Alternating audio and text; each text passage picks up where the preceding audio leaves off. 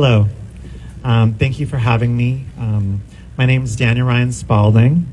I'm a comedian, a writer, an activist, and a human being who is deeply, deeply concerned about the state of our society and our future. Every day, I am in constant disbelief at how the Hamas-Israel war has become so divisive and so polarizing when we should all ultimately want the same thing: for Palestinians and Israelis to live peacefully and safely, and for the hostages to be released. This is what we should all want. Since October 7th, I feel like I have been living in an episode of Black Mirror. I am scared people can no longer distinguish between good and evil. I don't understand how supporting hostages and their families isn't a completely bipartisan, universal sentiment that we should all be supporting. I don't understand it. I don't understand why major celebrities aren't calling for the release of the hostages and telling their millions of fans to champion the cause. This needs to happen.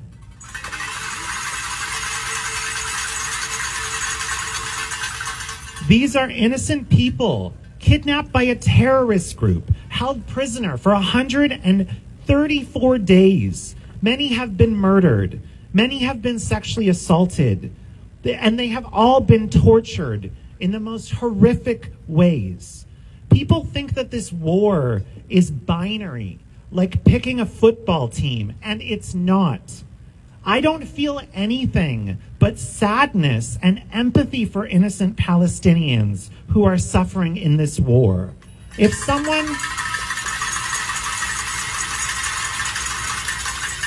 If someone wanted to post on social media about them, or have a charity event for them, or have a candlelight vigil for them, I would support them.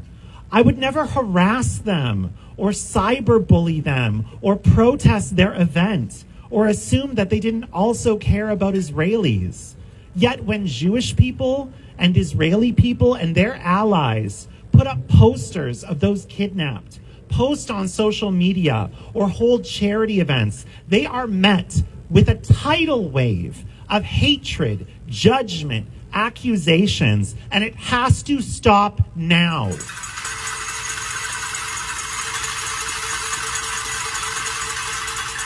Every single person with any sense of basic human decency needs to disavow that kind of anti-Semitic behavior. We should all want the same thing: an end to the war and the hostages released.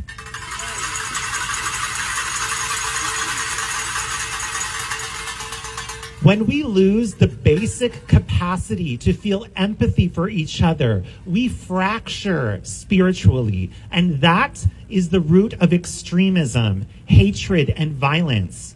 And it is going to set us down a very dark path if it hasn't already. People ask me all the time, why are you so involved in this fight when you aren't Jewish? And I tell them, it's not a Jewish issue. It is so much bigger than that. It is so much deeper than that. This isn't normal. This isn't normal for a terrorist organization to kidnap over 130 people from 21 different countries and rape them and murder them, and for no one to say anything.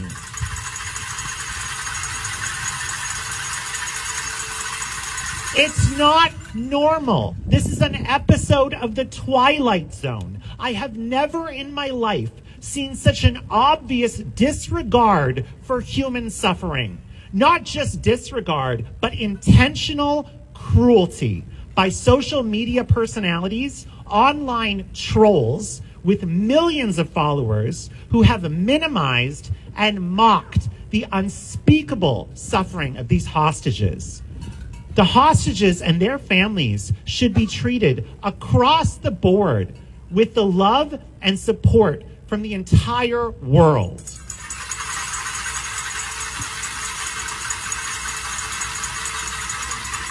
We are in the capital of the United States of America, and there are Americans still being held captive. Omer Nutra, Idan Alexander, Hirsch Goldberg Pollen, Keith Samuel Seigel, Itai Hen, Sagui Dekel Hen. These men are citizens of the United States of America. And it's not just citizens of Israel and the USA. There are citizens of Russia, Poland, Argentina, Germany, Colombia, Nepal, Mexico, and France, all still being held captive. This is a global humanitarian crisis, and it deserves to be recognized as one.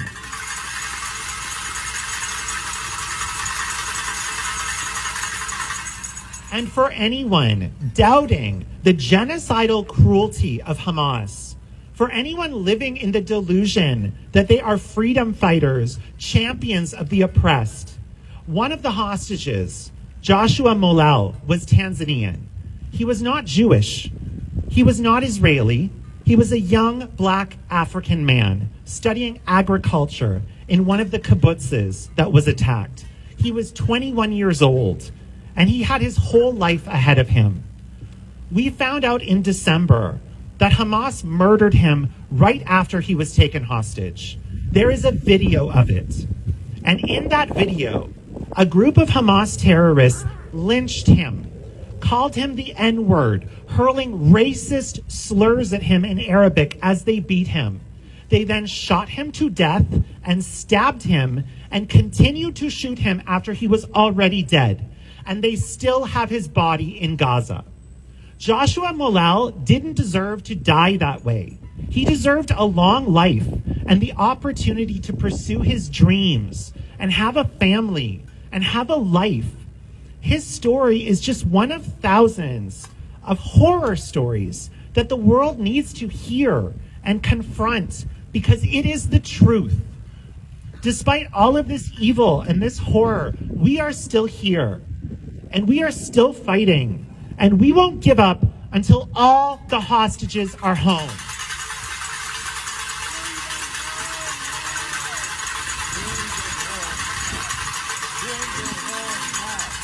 I am not the same person I was 4 months ago. I don't think any of us are. But I think I'm a better person. And if you're here today with me, I think you know that's true for you as well. Supporting the hostage families, I learned that love truly is stronger than hate, and that truth ultimately comes out in the end. And to all of those celebrities and influencers scared to speak out, scared to lose followers and fans, by staying silent, you are going to lose so much more than followers. You are going to lose your humanity. So speak up while you still can.